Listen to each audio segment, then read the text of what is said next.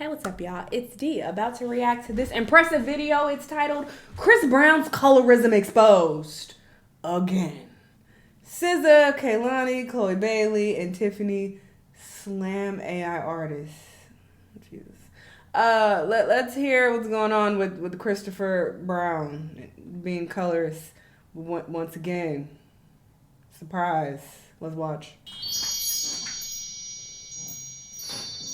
Hello, everybody. Welcome to the Impressive channel. I want to talk about this because this story is really insane. Now, there is this AI artist named Shanell who signed a $3 million record deal. Who's getting the money? According to Black Enterprise, they say that this AI artist, Zania or Zaina, was actually created by this woman named Talisha Jones. She used AI to create the image for Zania, and she also uses the AI music tool c0lorist to create Zania's music, okay? Now this app c0lorist is also backed by the producer Timbaland. Timbaland was actually under fire for trying to sign his own AI artist named Tata, and he even has an AI company called Stage Zero. He got some backlash for it, but people don't really realize that this is where music is heading now.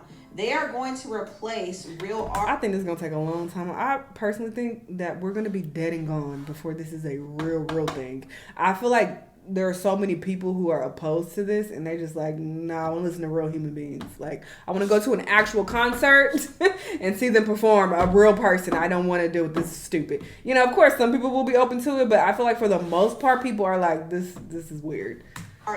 So I think it'll take a few generations for this to be normalized. AI artists. And they're going to create whatever image they want to create. Because who's really on board? Like, be real. Are any of y'all just like, oh my God, yeah, I want to hear this? Like, and I feel like they're not even going to sound right. Like, you're not going to be able to really hear the soul. And then people nowadays like listening to artists because they feel like they can connect with them in some type of way because they're real people.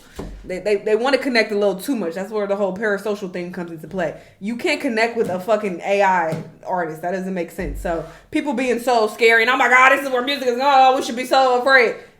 Again, maybe in a few generations when we gone, and it's like that's their problem. Deal with good fucking luck to y'all. But I don't think this is gonna be an issue while we're alive. To be honest, they might keep trying to roll them out, but I don't think it's gonna really stick and have like widespread success for a long time.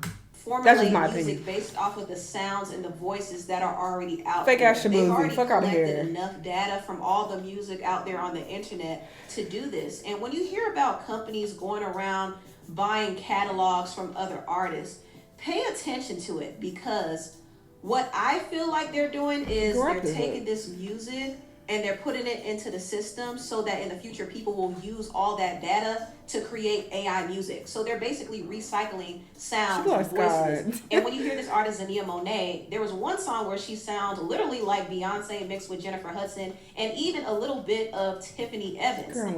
It's literally a computer generated voice taken from other artists, and it takes little to no effort to do this. It's really kind of crazy, but the industry is preparing us for this. It's not even a coincidence to me that this animated group from K-pop Demon Hunters is getting all of this push and all of these streams because they're trying to get people used to. Don't trust streams, they be fake. These companies, that's already been exposed millions of times, for these companies be inflating these numbers. Once again, I don't think this is a thing. I don't think most people want to hear AI artists. I just don't. The idea of seeing non-humans be the face of the music. And that's what's happening. And now you have this AI artist, Zania Monet, who has songs on the Billboard charts. In fact, she had the #1 song on the R&B digital song sales chart. So we're headed in the direction where they're going to really start pushing these AI artists. And the first ones they're going to push are the black ones. They're going to replace the black artists first. That's what I feel. And it's crazy how they could give an AI artist a $3 million deal, but they refuse to invest in black talent. They won't push a new black artist. They rather push a fake one that they can control, one that doesn't have a soul, and they can use. Congratulations! Congratulations to the robots! Congratulations! Y'all are weirdos. They want to, and this is very disturbing. This image. They're starting with. We are the fucking blueprint. God damn! Come on with y'all own shit. Jesus Christ! The world just leeches off black Americans. We are tired. Back up a little bit. The black ones, I'm telling you. Now, SZA had something to say about this. She actually said, I don't F with this either. Why devalue our music? Something tells me they wouldn't do this with another genre. Exactly. They're targeting R&B first. She reposted this quote and said, if it has no soul, if it's not made with passion, I'm repulsed by it. Exactly. And she went on to say she hates AI. The singer Chloe Bailey also said AI music. Wait, what she said? And she... If you fuck with me, please don't make any AI images of me or songs. People and children are dying from the harm and pollution AI energy centers are creating. A stupid photo is not worth polluting and harming underserved communities. Thank you. She needs to provide some sources because that's anyway. I'm not saying it's not true, but that does sound crazy. P.S. Please know, every time you use or prompt AI, someone in a forgotten community is suffering. Eventually, the effects will reach everyone. By then, it'll be too late. Bless. Went on to say she hates AI. The singer Chloe Bailey also said AI musical artists and songs. I feel AI should be banned when it comes to the creative spaces. This makes me sad. Also, Kayla Nicole about this. This is what she had to say. There is an AI R&B artist who just signed a multi-million-dollar deal. Girl. And has a top 5 R&B album. And the person is doing none of the work. I think you guys think that AI can just be the cover for something, which some people can use. They can make an AI cover. AI can also make the entire song. It can sing the entire song. It can make the entire beat. You can have a song that's one type of song and say, AI, make this into a country song, and it'll literally rewrite, re-sing in a country voice and redo the entire thing. And they don't have to credit anyone. This is so beyond out of our control. And nothing and no one on earth will ever be able to justify AI to me, especially not fucking AI in the creative arts, in which people have worked hard for, trained for, slept on the floor for, fucking got injuries for, worked for their entire lives. I'm sorry, I don't respect it. Tiffany Evans, who's another very talented singer, spoke out about this too. This Zennia, hold on, because this got me flabbergasted. This Miss Zennia Monet. Baby, the only Monet we acknowledge is Victoria. Let me out. Wrap this shit up by 4 p.m. And I know I'm folding clothes right now, but don't let me find out you ran my voice to the Shanell app. Or Kaylani's or any of our voices. Because that's exactly what y'all doing. Y'all running our voices through these apps trying to get live results. No, you're dead. You're dead. Okay? Wrap this shit up. This really is a slap in the face to real artists because this is their craft. This is their livelihood. And they're about to be replaced by a computer.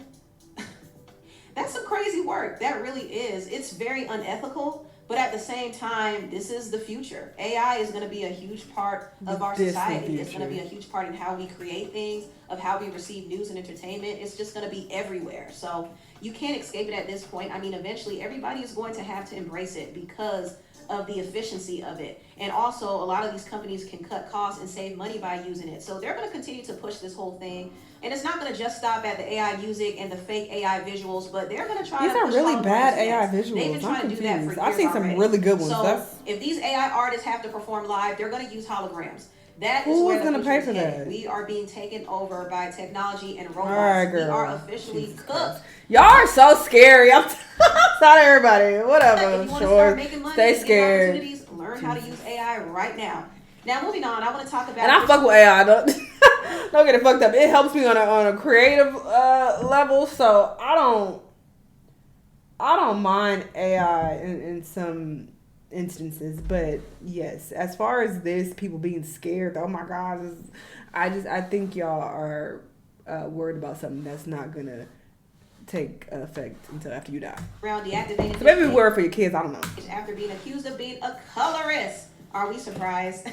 We shouldn't be, because we know Chris Brown has a reputation of only liking light and brights. If it ain't light and bright, it ain't right. Y'all know that. Remember, Tokyo Vanity came out and said Chris Brown would not allow any dark skins in his club section. He's very particular about the women he surrounds himself with. And yes, he does have a preference. And nothing's wrong with that. Nothing's wrong with that. But it's just the fact that he purposely has his team exclude dark skin and brown skin. I'm tired of y'all saying that as well. Y'all are brain dead who say that.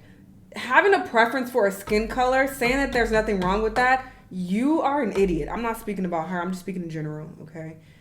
You can't have a preference for a skin color. There are very, very ugly light-skinned people. Very hideous.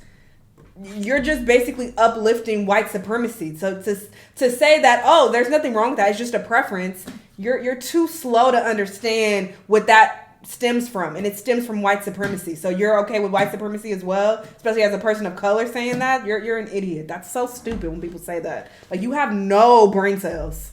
That it's just a preference. How do you have a preference for a fucking skin color? I've seen so many ugly light skinned people. So many. That doesn't make any sense. So you're cool with dating an ugly light skinned person? Like, shut up. Women. So he's been called out about that over the years, and recently he was called out by 2 women.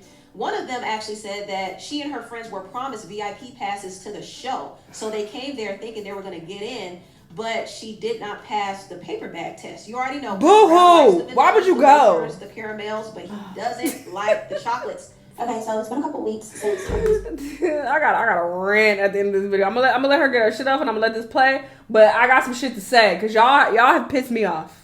Bowl, since I went to the Breezy Bowl, and I just want to share my experience.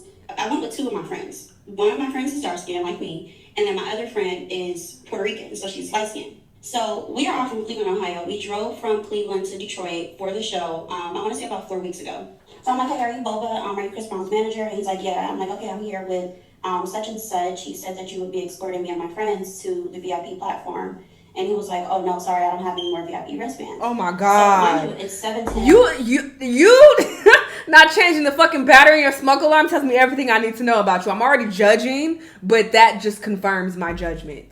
Like 7:05, 7:10. Oh, y'all get on my nerves with that. Change your battery before you get online and torture us with that sound. That drives me crazy. Just started. And I actually saw him have like 50 VIP wristbands in his pocket. So he's like, I'm sorry, sweetheart, I can't help you. And he walks away. Side note, a lot of y'all be thinking I'll be so worked up and serious. I crack myself up, okay? This is my job. I gotta entertain myself. If you too slow to recognize what I'm doing, that's a you problem. Doesn't give us a ticket, don't give us any explanation, just that he doesn't have the wristbands. We're standing there waiting for about 30 minutes to an hour. And me and my friends are watching him give girls wristbands that came way after us. And these girls were mixed. They were light skinned, they were Blasian, they were white, they were like, they didn't look like. So one of the guys from Chris Brown's entourage that was also with Boba walked up to my Puerto Rican friend and offered her a wristband. And she was like, well, what about my 2 friends that I'm with? And they're like, we can't help them. To make a long story short, we stood there and wasted Summer Walker and Bryson Tiller because we stood there waiting for somebody to help us for an hour.